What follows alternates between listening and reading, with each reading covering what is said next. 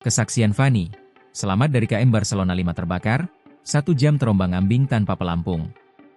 Fanny Arunde, salah satu penumpang yang selamat kebakaran KM Barcelona V, di perairan Talise, Minahasa Utara, Sulawesi Utara, Minggu, 20 Juli 2025. Tak sendiri, Fanny menumpangi kapal tersebut bersama 2 anaknya yang masih balita, melakukan perjalanan dari Talaud dengan tujuan ke kota Manado.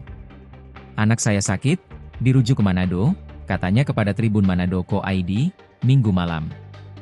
Fanny menceritakan detik-detik dirinya berjuang untuk keluar dari kapal yang mulai dilalap api.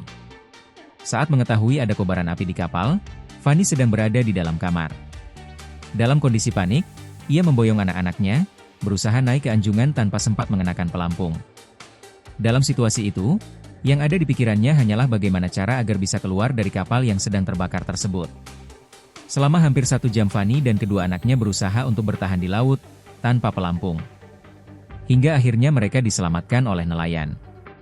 Kondisi di dalam kapal saat kejadian disebut sangat kacau. Tidak ada aba-aba jelas, dan api menjalar cepat hingga membuat banyak penumpang panik.